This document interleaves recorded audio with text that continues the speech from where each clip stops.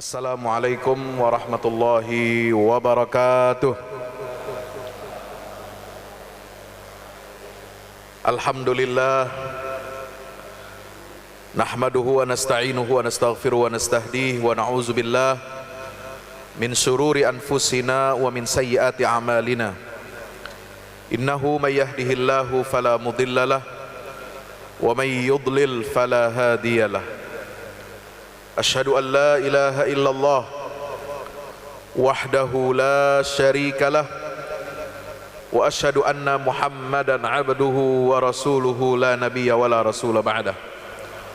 Allahumma salli wa sallim wa barik wa karrim ala hadha an-nabiyyil ummiyil karim wa ala alihi wa ashabihi wa man sara ala hadihi ila yaumiddin.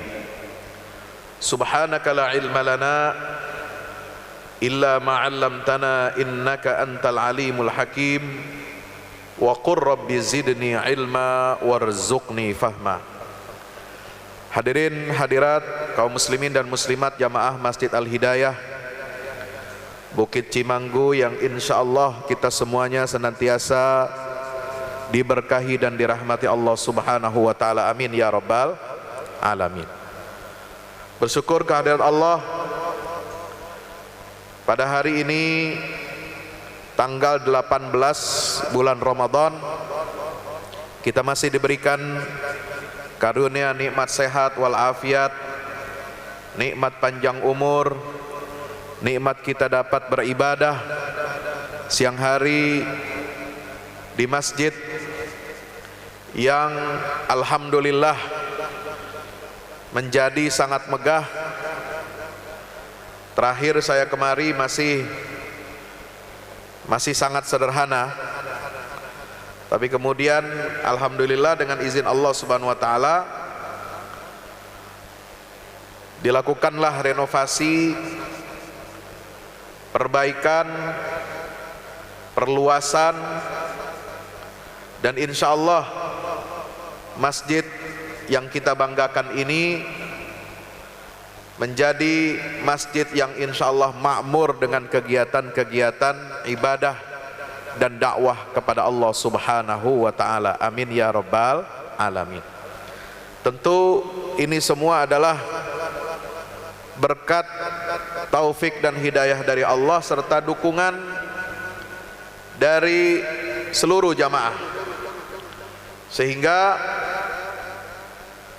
apa yang diharapkan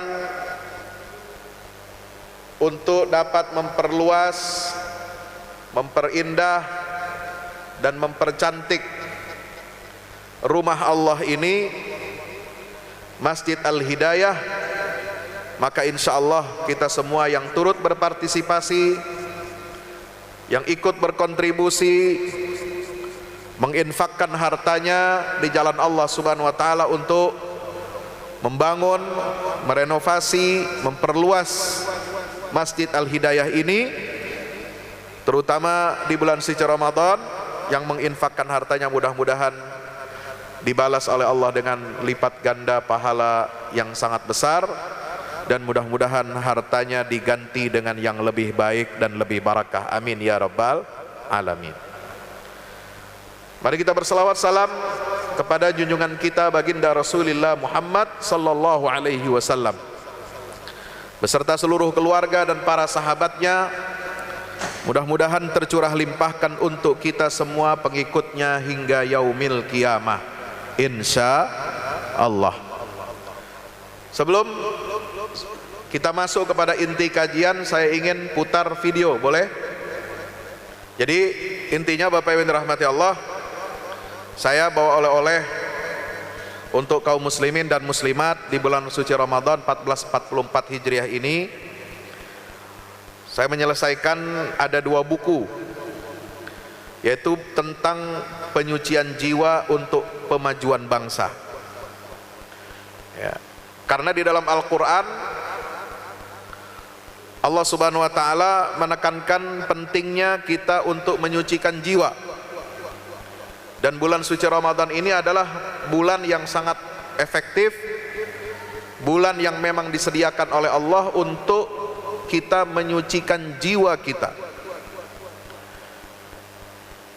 Karena itu di dalam Al-Quran ada satu surat yang sering kita baca. Surat apa? Asy-Syams. Allah Ta'ala berfirman, wasyamsi waduhaha wal qamari idza talaha wan nahari idza jallaha wal laili idza yaghshaha was samai wama banaha. Bapak Ibu yang dirahmati Allah, Allah sampai bersumpah dengan 7 objek. Sumpah ini enggak main-main. Dan yang menjadi objek sumpahnya Allah adalah makhluk-makhluk yang besar. Matahari, bulan, siang, malam, langit, bumi. Dan yang ketujuh adalah Allah bersumpah dengan objek, yaitu jiwa manusia.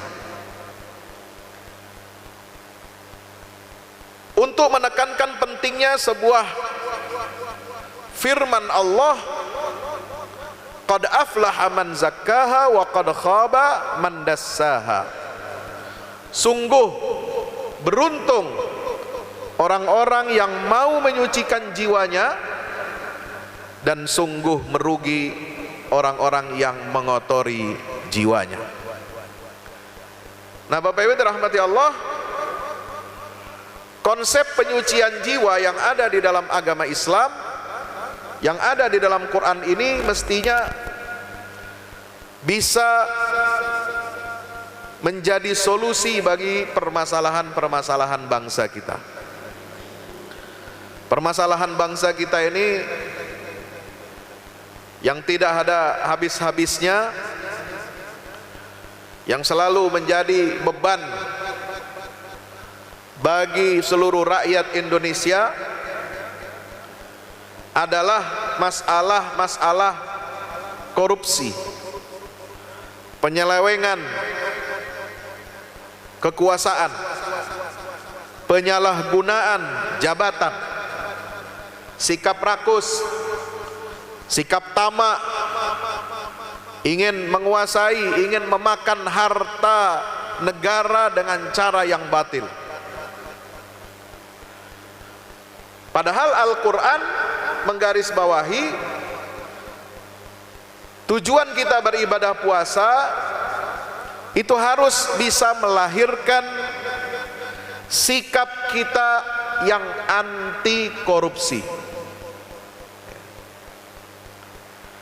Coba lihat ayat terakhir rangkaian ibadah puasa. Ayat pertama 183, ya ayyuhalladzina amanu kutiba alaikumus syiyam.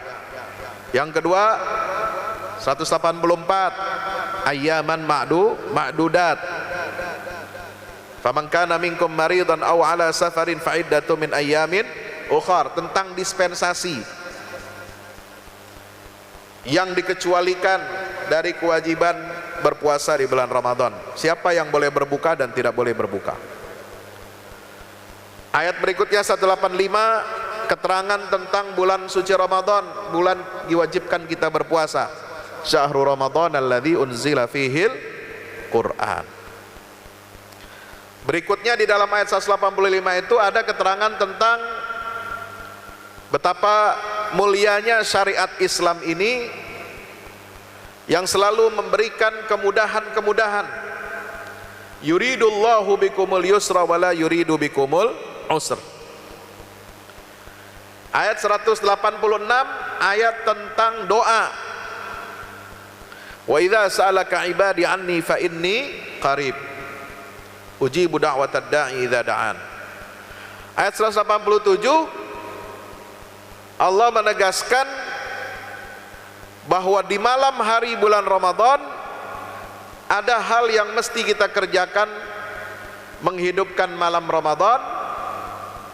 Ada i'tikaf di 10 hari terakhir Ramadan, dan ada aturan meskipun kita beribadah di malam hari Ramadan, kita boleh makan, minum, hubungan suami istri. Uhilla lakum lailatas siyamir rafathu ila nisaikum. Kemudian ada batasan kapan waktu kita makan, batas akhir makan di malam hari. Dan mulai kita dilarang untuk makan setelah jelas terbitnya waktu fajar, hatta yatabayyana lakumul khaytul abyadu minal khaytil aswadi minal fajar. Nah, ayat 188 ini ayat anti korupsi.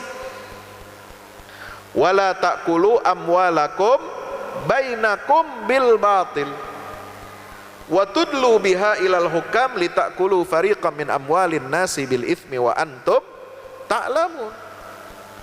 Wahai orang-orang yang beribadah puasa, wahai orang-orang yang lulus dari madrasah Ramadan, jangan kamu makan harta-harta kamu di antara kamu dengan cara yang batil. Padahal lagi dilarang jangan makan di siang hari bulan Ramadan, kan ada larangannya. Wa kulu washrabu hatta yatabayyana lakum, kemudian tsumma atimmus siyama ilal lail. Dilarang kita makan siang hari di bulan Ramadan. Tapi bukan hanya dilarang makan, kita menahan diri dari makanan dan minuman yang membuat kita batal puasa kita menjadi tujuan ibadah puasa, tetapi tujuan ibadah puasa yang paling mendasar adalah wala ta'kulu amwalakum bainakum bil batil. Tujuan utamanya adalah jangan kamu makan harta-harta kamu di antara kamu dengan cara yang batil. Wa tudlu biha ilal hukam, jangan juga kamu menyerahkan sebagian harta itu kepada apa? Kepada hakim-hakim, kepada pemerintah, kepada penguasa. Untuk apa? Tujuannya untuk menyuap mereka, supaya kita dimudahkan ini itu, supaya kita bisa mengambil proyek dengan cara yang tidak benar, tidak sesuai standar. Akhirnya rebutan apa? Proyek, menang tender, akhirnya apa? Mark up, lalu korupsi. Kualitas bangunan yang dibangun jelek. Kenapa? Karena di bawah standar. Ya, mestinya untuk ngebangun harganya 50 miliar, tapi gara-gara untuk bayar pejabat dikurang 1 miliar. Karena untuk dapat untung, maka barang-barang bangunan yang mestinya bagus dikurang kualitasnya. Maka jadilah proyek-proyek yang tidak jelas. Nah, ini persoalan apa? Persoalan hati. Maka itu selalu diingatkan oleh Allah dalam Al-Quran, baik dalam surat Makkiyah maupun Madaniyah. Bahkan tujuan Allah mengutus para nabi dan rasul itu adalah untuk menyucikan jiwa-jiwa manusia. Lihat doanya Nabi Ibrahim. Apa doanya Nabi Ibrahim alaihissalam?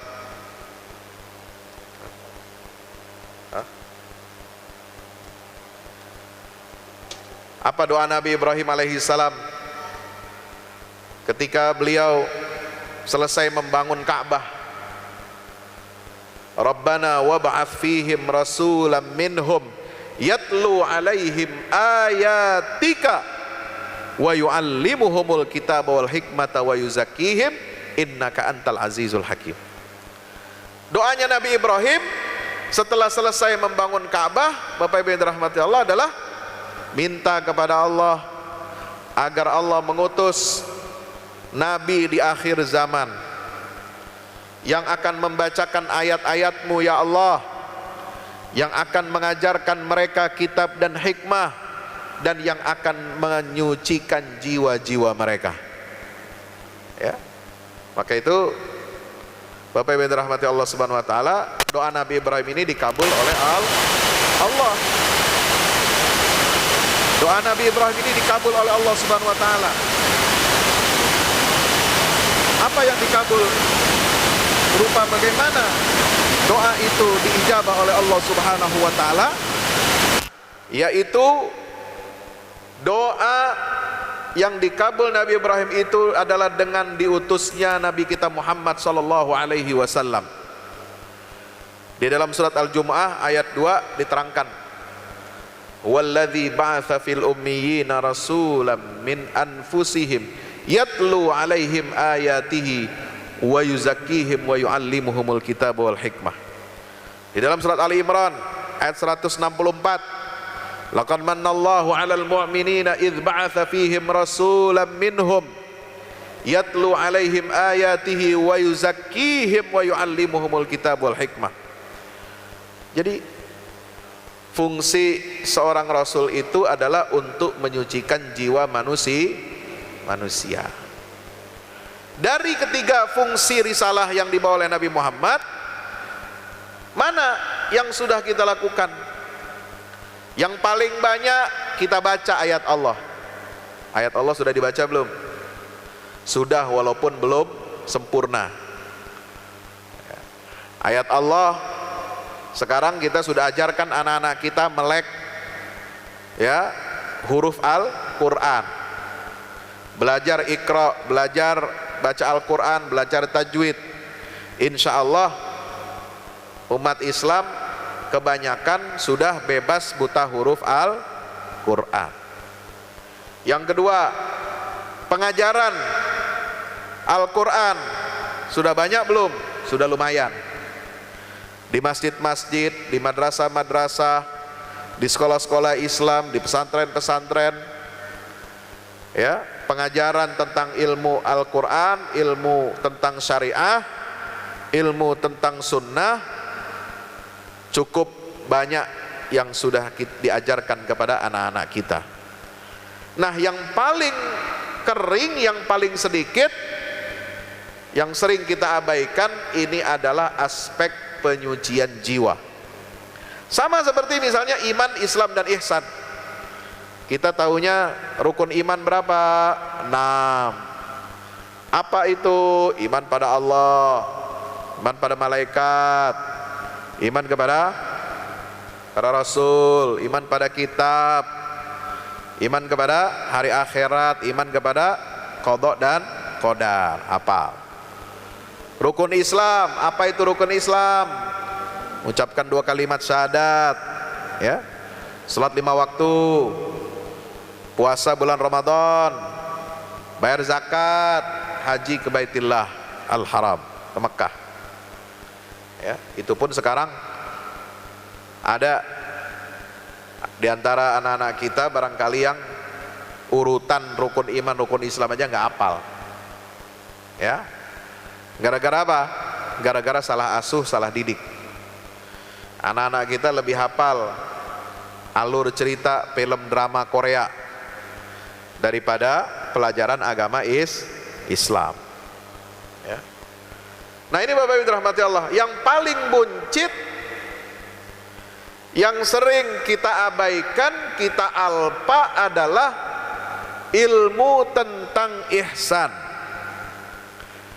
Fikih tentang amalan hati.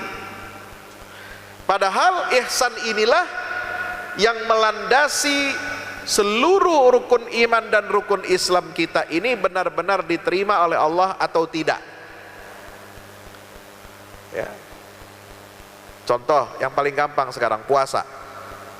Ini puasa kita lakukan. Ya. Kalau puasa kita benar, Allah kasih pahala, Allah kasih reward, Allah kasih ganjaran yang bagus. Allah terima ibadah puasa kita. Tapi kalau ibadah puasa kita rusak, bukan rusak karena riya. Kira-kira ada nggak orang puasa riya? Apa yang mau dilihatin dari ibadah puasa? Hah? Nggak ada. Nggak makan, nggak minum itu urusan Anda. Ya, kalau sholat bisa dilihat orang, ya. Kalau zakat bisa dilihat orang, dipuji-puji orang, diangkat-angkat. Kalau haji apalagi, umroh apalagi, kelihatan sama orang, muncullah ria, ujub dan lain sebagainya. Tapi kalau puasa kita lemas, orang nggak mau tahu. Itu urusan ente, ya. Itu urusan kita dengan Allah. Tapi yang sering kali merusak ibadah puasa kita ini adalah penyakit hati berupa amalan-amalan, perbuatan-perbuatan yang justru bertentangan dengan hakikat ibadah puasa kita. Ya, puasa mah puasa, tapi ngomongin orang, ghibah. Nggak makan, nggak minum, tapi dia ngomongin orang. Lah ngomongin orang itu dosanya sama seperti dia makan bangkai saudaranya. Kira-kira nyambung nggak tuh puasa sama ngomongin orang? Dia nggak makan, nggak minum, tapi dia sedang melakukan aktivitas seperti dia makan bangkai saudaranya. Kira-kira nyambung nggak? Nggak nyambung. Itu yang merusak ibadah puasa. Ya. Puasa tapi korupsi, puasa tapi melanggar hukum, puasa tapi dia berbuat curang, berbuat zalim. Nah ini, makanya Nabi SAW bersabda, "Man lam yada' qaulaz zuri awil amala bihi, falaysa lillahi hajatun fi ayyada'a ta'amahu wa syarabahu."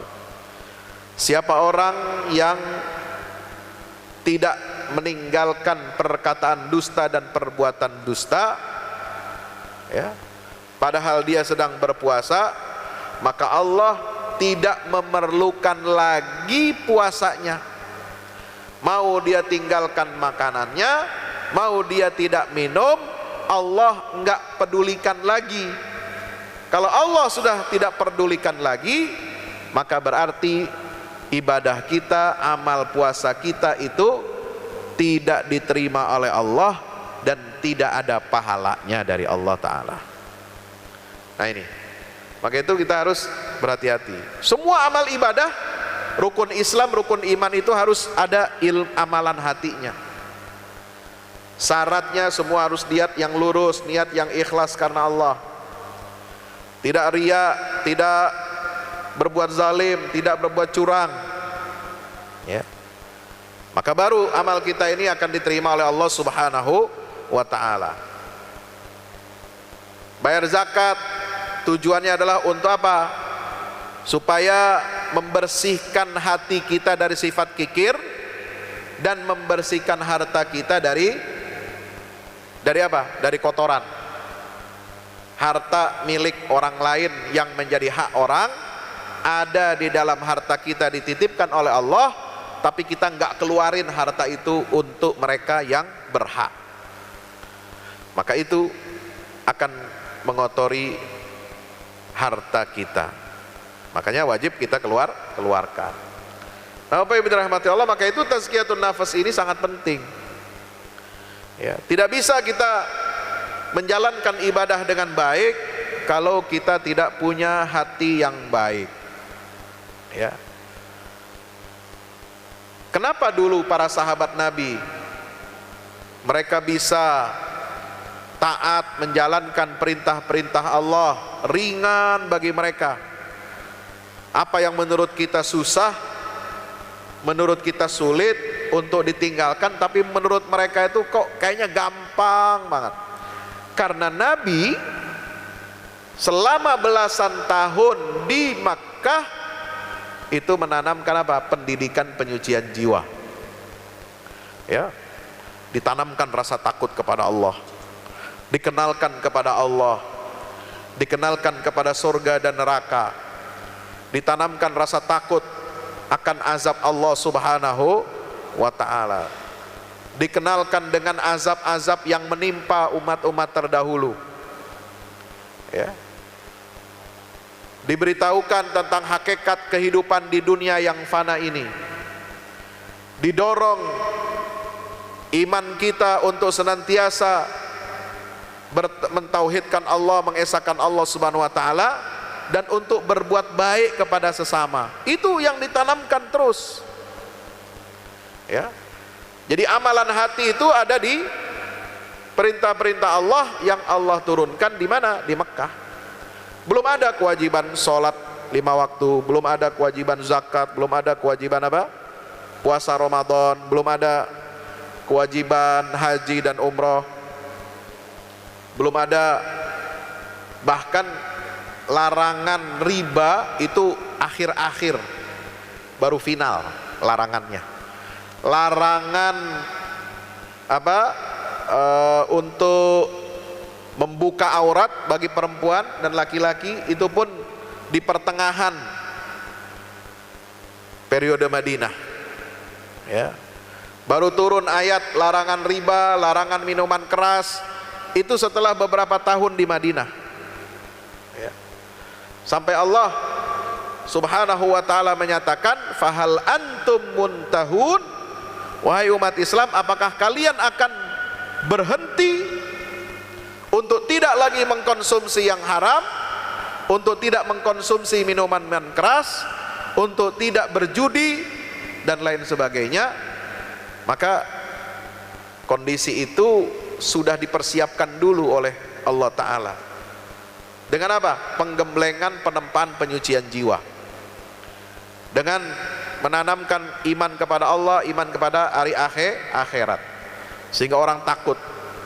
Orang merasakan bagaimana nikmatnya surga, bagaimana siksanya neraka, itu betul-betul dihayati oleh para sahabat Nabi kita Muhammad sallallahu alaihi wasallam, ya. Jadi nggak seperti orang zaman kita sekarang.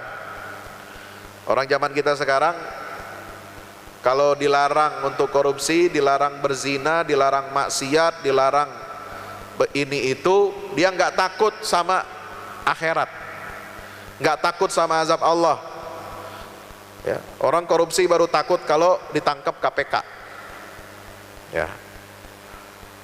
Orang berzina baru takut kalau dirazia oleh aparat. Penyedia minuman keras, hiburan malam baru takut kalau dia disweeping, dirazia oleh apakah ormas kemasyarakatan atau oleh aparat penegak hukum, ya. Nggak ada mereka takutnya kepada akhirat. Apa buktinya? Setelah dia masuk dihukum, setelah ditutup, nggak lama nanti buka lagi.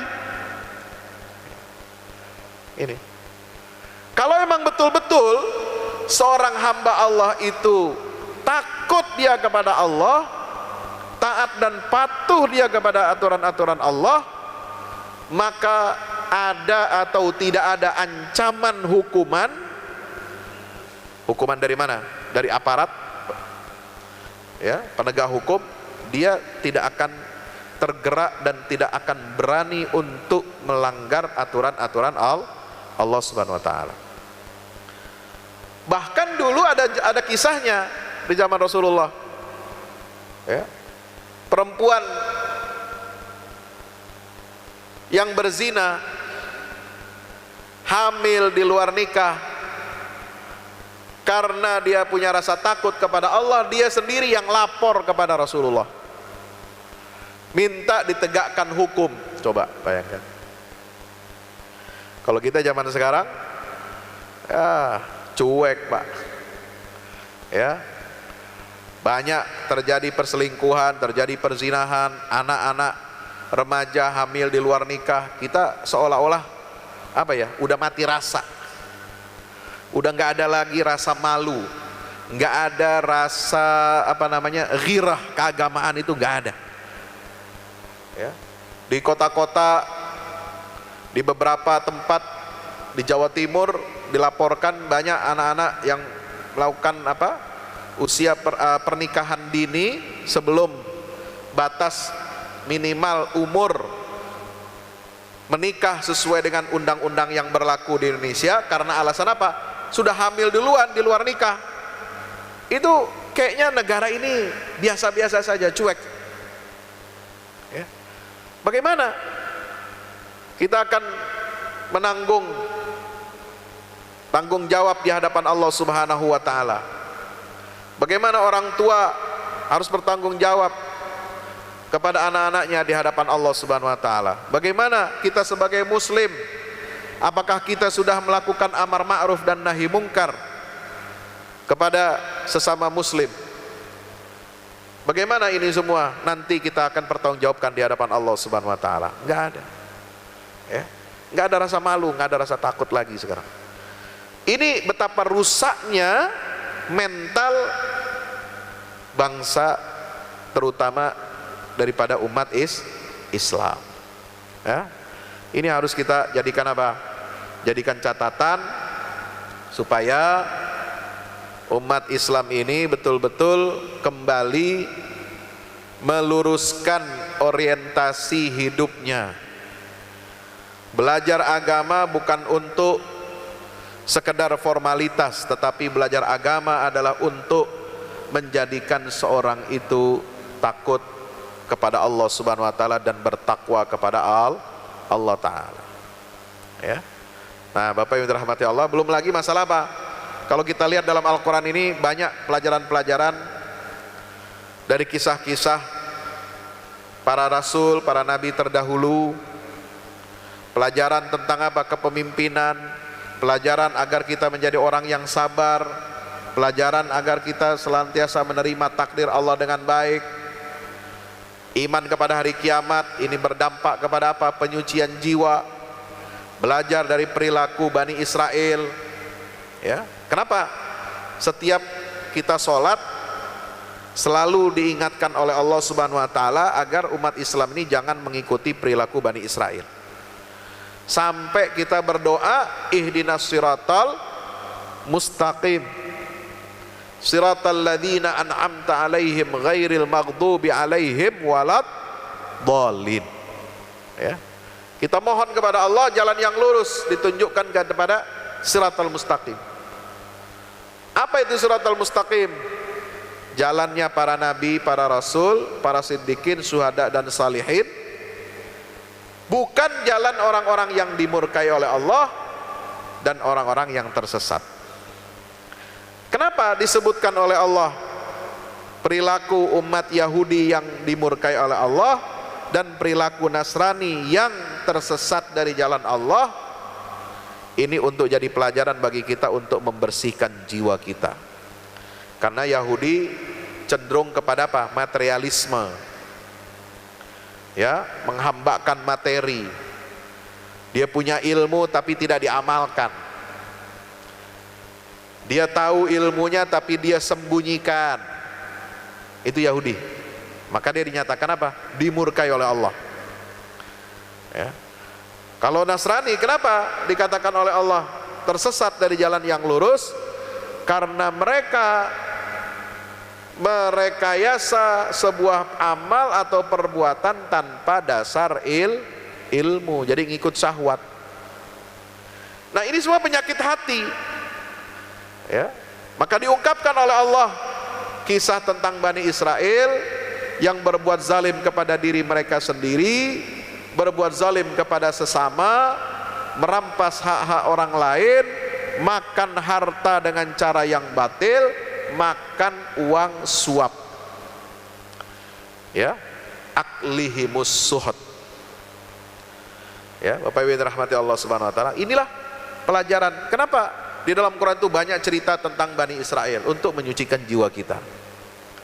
Ada satu ayat, kalau Bapak Ibu ingat ya, ayat 74 surat Al-Baqarah itu kan menyatakan apa? Hati yang keras, hati yang membatu, itulah hatinya Bani Israel. Ya. Tsumma qasat qulubukum mim ba'di dzalika fahiya kal hijarati aw ashaddu qaswah. Wa inna minal hijarati lama yatafajjaru minhul anhar.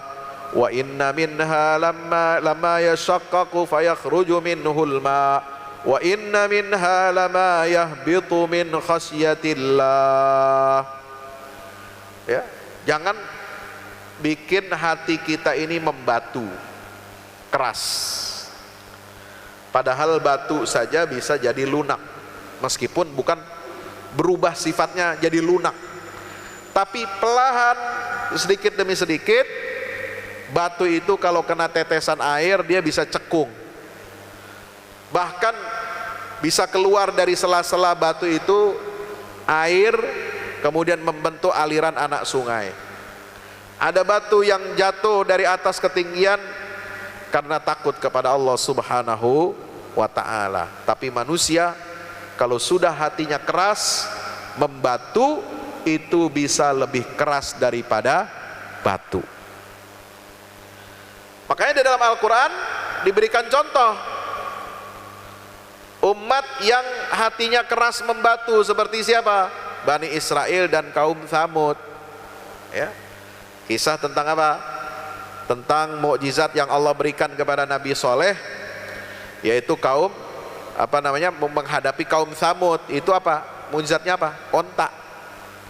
Onta yang dikeluarkan oleh Nabi Soleh dari batu-batu, dari batu-batu yang besar, digambar seperti onta, lalu keluar onta itu jadi makhluk hidup. Ya, luar biasa. Nah, ini untuk mengingatkan mereka yang hatinya keras membatu seperti gunung, seperti batu-batu cadas yang keras, bahwa ternyata mereka ini memang tidak bisa dinasehati kecuali dengan Allah tunjukkan, berikan mukjizat yang menyerupai kerasnya hati mereka itu. Nah, di dalam Al-Quran juga ada tazkiyatun nafsi untuk para pemimpin. Nah, ya. Jadi kita umat Islam ini sebagai muslim kita harus terus-menerus menyucikan jiwa dengan ibadah, dengan tawakal, dengan bersabar, dengan terima takdir Allah dengan baik, ya, dengan husnuzon kepada Allah. Itu cara kita menyucikan jiwa kita, menghilangkan sifat kikir bakhil dengan apa? Sedekah, infak, zakat, sedekah, ya, membersihkan diri kita, harta kita dari kotoran dengan zakat, ya. Tapi bukan hanya seorang muslim yang dituntut untuk menyucikan jiwa, tapi juga apa? Pemimpin. Nah, maka di dalam Al-Quran banyak ayat-ayat yang menyinggung para pemimpin, bagaimana harusnya menjadi pemimpin yang baik itu. Seperti misalnya dalam surat Al-Kahfi ayat 60 sampai 82. Itu kisah tentang Nabi Musa dan Khidir. Itu pelajaran tentang kepemimpinan. Bahwa pemimpin itu harus adil, harus mengayomi rakyat kecil, tidak boleh menindas. Pemimpin itu harus, ya, meminimalisir dampak-dampak buruk yang dilakukan oleh generasi muda yang berkhianat terhadap cita-cita para pendiri bangsa. Dan pemimpin yang baik itu harusnya melindungi, mengayomi generasi yang baik-baik itu. Itu seperti kisah dalam dialog Nabi Musa dan Khidir. Kenapa alasan dia melubangi kapal? Kenapa alasan dia membunuh anak kecil? Kenapa alasan dia untuk, ya, membangun tembok yang hampir roboh? Itu semua pelajaran tentang kepemimpinan. Ya, ini tazkiyatun nafsi, saudara. Bahkan penyucian jiwa ini ada kaitannya dengan apa? Masalah keadilan sosial ekonomi. Lihat kisahnya kaum Tsamud, lihat kisahnya kaum Ad, lihat kisahnya kaum Madian, kaumnya Nabi Syuaib, yang mana mereka dihancurkan oleh Allah. Kenapa? Karena praktek-praktek ekonomi yang zalim, karena hedonisme, karena cinta kepada dunia, ya. Nah, Bapak Ibu dirahmati Allah Ta'ala, inilah pelajaran dari tazkiyatun nafsi, penyucian jiwa dari ayat-ayat kitab suci Al-Quran, ya. Tentu banyak sekali pelajaran dari penyucian jiwa di dalam ayat-ayat Al-Quran, tapi saya tidak mungkin menjelaskan semuanya. Ini hanya sekedar contoh 1-2 gambaran tentang isi buku, ya. Sebab kadang-kadang kita belajar akhlak, ini belajar akhlak nih, penyucian jiwa seolah-olah hanya ditujukan untuk pribadi, untuk orang per orang. Orang Islam, jadilah orang sabar, ya. Bahkan diajarkannya keliru. Kalau kamu ditampar pipi kiri, maka kasih pipi yang kanan. Nah, itu sabar blow on namanya, ya. Itu bukan sabar yang benar itu, ya. Ditampar pipi kiri, kita kasih pipi kanan, enak di lu, ya. Nggak begitu Islam. Islam itu mengajarkan apa? Proporsional, ya. Bukan sabar itu namanya sikap yang bodoh, ya. Kalau sabar yang benar dalam Islam itu positif, ya, menerima ujian takdir Allah, husnuzan kepada Allah. Tapi kalau kita dihina, diinjak-injak martabat kita oleh orang lain dengan apa? Dengan kita tidak melakukan dosa atau kesalahan apapun, maka kita harus menjaga marwah dan kehormatan diri sebagai seorang muslim, ya. Seperti sekarang serangan brutal, ya, Israel kepada Palestina, itu seperti itu. Nah, kita nggak boleh menyerah. Artinya menyerah apa? Ya udah nggak apa-apa, ya, dizalimi nggak apa-apa, disingkirkan nggak apa-apa, tanpa kita membalas. Itu bukan tazkiyatun nafsi, ya. Penyucian jiwa itu juga berlaku untuk pemimpin. Jangan kita rakyat, orang kecil, orang orang lemah yang disuruh sabar, yang disuruh nerimo, yang disuruh taat kepada aturan agama, aturan negara. Tetapi elit-elitnya, ya, penguasanya, pejabatnya malah mereka melanggar aturan-aturan yang ada, ya. Nah, itu bukan tazkiyatun nafsi. Tazkiyatun nafsi itu menyeluruh, ya, bukan hanya untuk pribadi kita, bersihkan hati dengan zikir kepada Allah, ala bidzikrillah tatmainnul qulub, dengan ibadah. Ibadah itu sebenarnya sarana untuk menyucikan jiwa. Tapi sekarang ibadah malah jadi tren untuk apa? Berbangga-bangga dan bermegah-megahan, ya. Makanya banyak orang-orang yang memiliki kekuasaan, memiliki kekayaan, dia ibadah mah ibadah, sholat mah sholat, puasa, zakat, haji.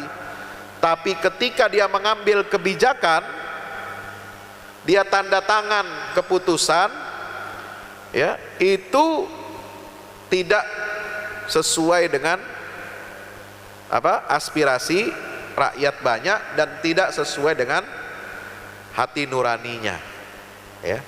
Jadi antara ibadahnya dengan kebijakannya itu ada jurang, ada pemisah yang lebar. Nah, ini harus jadi perbaikan bagi kita semuanya. Bagaimana kita menghadirkan penyucian jiwa ini untuk memajukan bangsa kita, ya. Karena tidak bisa kita akan menyelesaikan masalah-masalah bangsa kita kalau kita tidak melibatkan ruh, spirit, dan nilai-nilai agama dalam kehidupan berbangsa dan bernegara. Jadi tazkiyatun nafas ini bagi para pemimpin adalah jalannya bagaimana mengembalikan ruh agama dalam kehidupan berbangsa dan bernegara. Jadi nggak boleh kita pisahkan agama ini dari negara. Ini tazkiyatun nafsi. Sebab kalau agama dipisahkan dari negara, maka negara akan dikelola tanpa pedoman agama. Kalau tidak dikelola dengan pedoman agama, pakai apa? Pakai syahwat dan hawa nafsu. Makanya produknya zalim, produknya merugikan rakyat. Ya, ini ada ayat Allah Ta'ala berfirman, walau anna ahlal qura amanu wattaqau la fatahna alaihim barakati minas sama'i wal ardi walakin kadzabu fa akhadnahum bima kanu yaksibun. Ini ayat identitas politik, ya.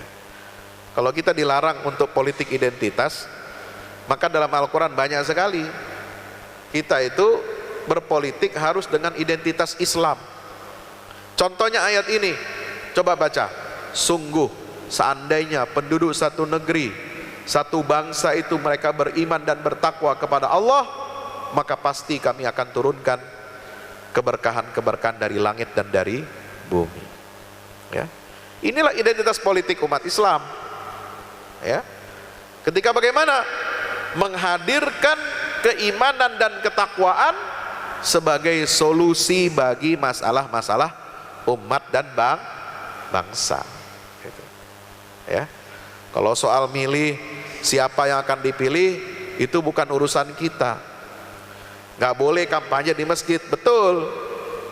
Tapi bagaimana kita bisa membedakan mana yang hak, mana yang batil, mana yang benar, mana yang keliru? Ya, ini harus disampaikan kepada umat dan bangsa. Melalui apa? Pondasi pendidikan, pendidikan keimanan, pendidikan ketakwaan, pendidikan akhlak mulia harus menjadi bagian integral dalam penyucian jiwa untuk bangsa dan negara kita. Demikian hadirin yang dimuliakan Allah Subhanahu wa taala, mudah-mudahan bermanfaat. Ya, sekali lagi bagi bapak-bapak, ibu-ibu yang ingin berinfak ya dengan membeli buku ini, semua keuntungannya itu adalah untuk dakwah Al-Fahmu Institute yang kami kelola bersama teman-teman. Mudah-mudahan kita senantiasa diridhoi Allah Subhanahu wa taala, dan mudah-mudahan amal ibadah puasa kita senantiasa diterima oleh Allah Subhanahu wa taala. Akan tetapi kita abai dengan tidak memberikan nutrisi bagi jiwa, padahal kualitas jiwa itulah yang menentukan mutu hidup kita, baik di dunia maupun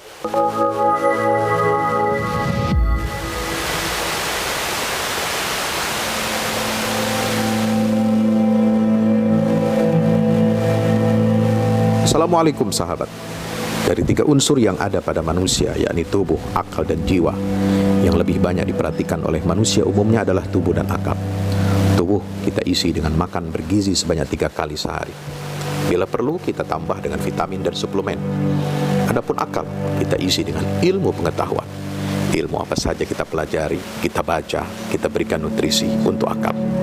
Akan tetapi kita abai dengan tidak memberikan nutrisi bagi jiwa, padahal kualitas jiwa itulah yang menentukan mutu hidup kita, baik di dunia maupun terlebih lagi masa depan hidup kita di akhirat. Dan ajaran Islam memenuhi ketiga aspek itu: iman untuk akal, Islam untuk tubuh, ihsan untuk mengisi jiwa yang kosong, mengisi nutrisi roh kita. Disinilah pentingnya tazkiyatun nufus. Belasan tahun lamanya Nabi Muhammad SAW mendakwahkan tazkiyatun nufus, penyucian jiwa, kepada para sahabat. Sewaktu tinggal di Makkah, beliau membimbing dan membina keimanan para sahabat di rumah Arqam bin Abil Arqam. Di rumah itulah pusat pendidikan spiritual penyucian jiwa. Sayangnya, aktivitas inilah yang hilang di tengah muslimin. Kita tinggalkan salah satu kewajiban dan tujuan terbesar diturunkannya Al-Quran, yaitu tazkiyatun nufus. Dampaknya tidak main-main. Kita pun dipandang sebagai umat yang lemah, tidak berwibawa, tanpa marwah, dan tidak dianggap memiliki kekuatan menggetarkan. Buku yang berada di tangan pembaca budiman ini ditulis dalam rangka menggerakkan aktivitas tazkiyatun nufus sebagai upaya menghadirkan perubahan yang revolusioner dalam arti sesungguhnya di negara kita dan bahkan dunia Islam. Disajikan dengan pembahasan yang argumentatif dan bahasa yang mudah dipahami, buku ini dihadirkan untuk mengingatkan setiap muslim agar bersungguh-sungguh membenahi karut-marut yang mendera bangsa dan negara tercinta ini. Dengan membaca dan merenungi kandungan buku ini, semoga kita bersama-sama terpanggil untuk memperbaiki diri kita, keluarga, masyarakat, dan tentunya bangsa dan negara Indonesia. Dan semua itu bermula dari penyucian jiwa kita. Wassalamualaikum warahmatullahi wabarakatuh.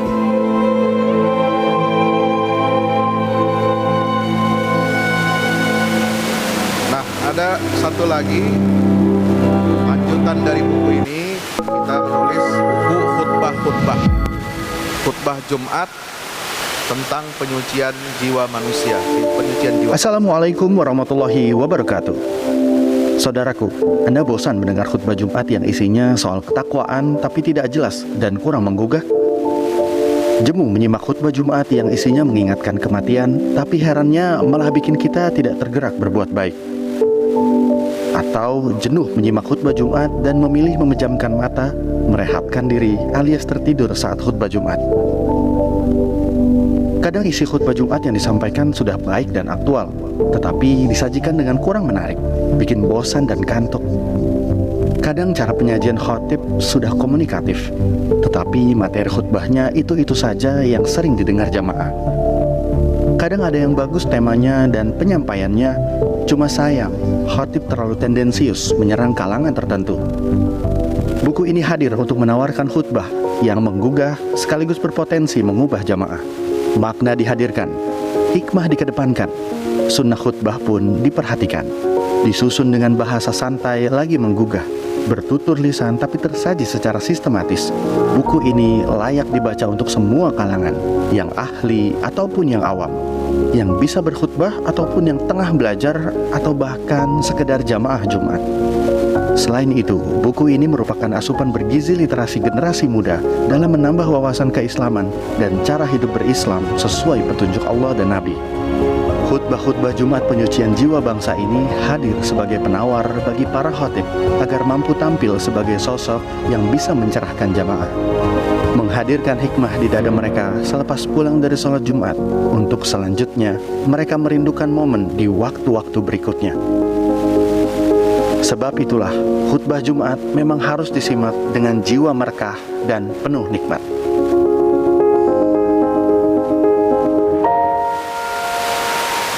Baik, kalau buku khutbah Jumatnya ini sedang dicetak, jadi bisa pre-order dalam pekan depan, insya Allah sudah siap.